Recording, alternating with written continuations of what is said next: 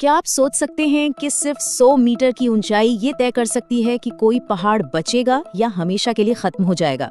अजीब लगता है ना? लेकिन यही सवाल आज अरावली की पहाड़ियों को लेकर पूरे देश में एक बड़ी बहस छिड़ चुका है। एक फैसले ने लाखों लोगों को चिंता में डाल दिया है। तो चलिए आज इसी 100 मीटर के विवाद की तह तक चलते हैं। और इस पूरी की पूरी लड़ाई का चेहरा बना एक बहुत ही सिंपल सा हैशटैग सेव अरावली, जो देखते ही देखते एक बहुत बड़े जन आंदोलन का प्रतीक बन गया। तो सवाल यही है कि भाई दुनिया की सबसे पुरानी पर्वत श्रृंखलाओं में से एक अरावली अचानक से दिसंबर 2025 में वायरल क्यों हो गई? आखिर ऐसा क्या हो गया था कि लोगों को इसे बचाने के लिए सड़कों और सोशल मीडिया दोनों पर उतरना पड़ गया? चलिए पता लगाते हैं। तो देखिए, इस पूरी कहानी की शुरुआत होती है सोशल मीडिया पर उठे एक जबरदस्त तूफान से। एक ऐसी चिंगारी जिसने ऑनलाइन दुनिया से निकलकर असल दुनिया में सड़कों पर भी एक बड़ी हलचल मचा दी। दिसंबर 2025 आते आते हैशटैग सेव अरावली अचानक से हर किसी की जुबान पर था। एक्स, जिसे पहले ट्विटर कहते थे, उस पर ये टॉप ट्रेंड बन गया। लोगों ने सिर्फ अपनी प्रोफाइल पिक्चर्स ही नहीं बदली, बल्कि ऑनलाइन पिटीशन साइन की, और बात जब उससे भी नहीं बनी तो सड़कों पर उतर के प्रदर्शन तक किए। गुरुग्राम से लेकर जयपुर तक हर जगह बस एक ही आवाज गूंज रही थी। और जैसे जैसे ये आवाजें तेज हुई, राजनीतिक गलियारों में भी उंगलियां उठने लगीं और इल्जाम सीधा सीधा लगा खनन लॉबी पर। तो इन सब प्रदर्शनों और इस पूरे हंगामे के पीछे की असल वजह क्या थी? ये सब कुछ शुरू हुआ सुप्रीम कोर्ट के एक फैसले से। एक ऐसा नियम जो सुनने में तो बड़ा सीधा साधा लगता है, लेकिन जिसके नतीजे शायद बहुत गहरे हो सकते हैं। देखिए, इस फैसले की जड़ें कुछ महीने पुरानी हैं।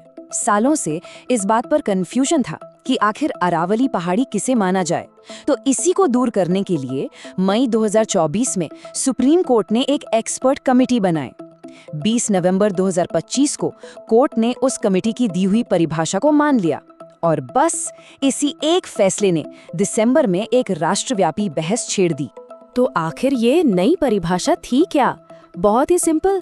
इसके मुताबिक अरावली पहाड़ी का मतलब है अरावली के तय जिलों में कोई भी जमीनी बनावट जिसकी ऊंचाई अपने आसपास की जमीन से 100 मीटर या उससे ज्यादा हो। सुनने में तो ये काफी लॉजिकल लगता है ना? लेकिन यहीं पर कहानी में आता है सबसे बड़ा twist. Forest survey of India के डेटा का विश्लेषण करने वाले आलोचकों का ये दावा है कि ये जो सीधा साधा नियम है ना, ये अरावली की 90% से ज्यादा जमीन को सुरक्षा के दायरे से ही बाहर कर सकता है। जी हाँ, 90%। अब सवाल ये उठता है कि ये इतना बड़ा मुद्दा क्यों है? आखिर कुछ पहाड़ियों से क्या फर्क पड़ता है? फर्क पड़ता है क्योंकि अरावली सिर्फ पहाड़ियां नहीं है, ये एक प्राचीन इकोलॉजिकल कवच है, एक ढाल है जो करोड़ों लोगों की जिंदगी को सीधे सीधे प्रभावित करती है। हम यहाँ किसी आम पहाड़ी की बात नहीं कर रहे।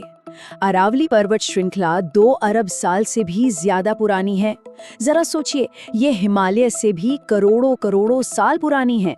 ये गुजरात से लेकर दिल्ली तक लगभग 700 किलोमीटर में फैली एक जीती जागती विरासत है। और ये सिर्फ एक विरासत नहीं है, ये हमारे लिए एक जिंदा ढाल है। यही वो दीवार है जो थार रेगिस्तान को हमारी तरफ बढ़ने से रोकती है। ये प्यासे उत्तर भारत के लिए एक तरह से जमीनी पानी का बैंक है।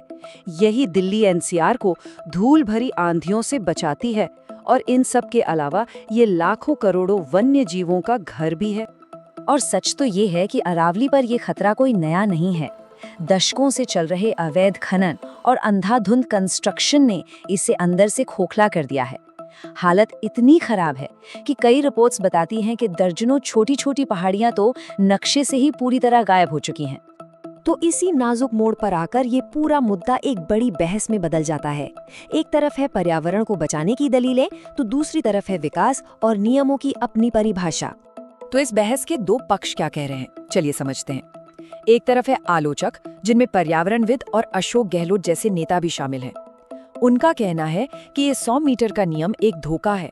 उनका डर ये है कि जो छोटी पहाड़ियां हैं, जो शायद 99 मीटर की ही हों, लेकिन इकोसिस्टम के लिए बहुत जरूरी हैं, वो अब खनन और रियल एस्टेट के लिए खुल जाएंगी।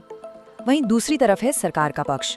केंद्रीय पर्यावरण मंत्री का तर्क है कि इस नियम से असल में सुरक्षा को मजबूत किया जा रहा है। इससे परिभाषा साफ होती है और अवैध खनन रुकेगा। सरकार ये भी दावा करती है कि इससे 90% से ज्यादा क्षेत्र अब भी सुरक्षित है और किसी भी नए खनन को मंजूरी नहीं दी गई है। मतलब एक ही नियम पर दो बिल्कुल अलग-अलग कहानी।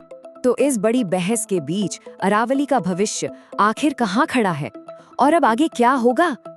देखिए, ये समझना जरूरी है कि सुप्रीम कोर्ट ने सिर्फ परिभाषा तय नहीं की, बल्कि कुछ सेफ्टी मेजर्स, कुछ सुरक्षा उपाय भी दिए हैं। कोर्ट ने साफ कहा है कि जब तक कोई ठोस सस्टेनेबल प्लान नहीं बन जाता, किसी भी नए खनन की इजाजत नहीं होगी।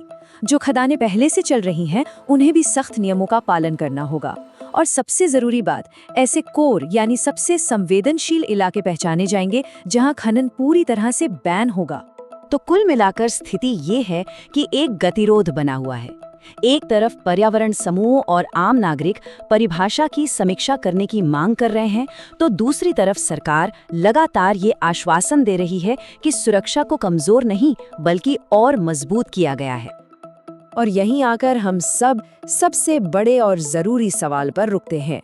अरावली जैसे नाजुक इकोसिस्टम में पर्यावरण की सुरक्षा और विकास की जरूरतों के बीच वो सही संतुलन आखिर मिलेगा कहाँ? इसका जवाब शायद किसी एक परिभाषा या नियम में नहीं, बल्कि हम सब की सामूहिक जिम्मेदारी में छिपा है।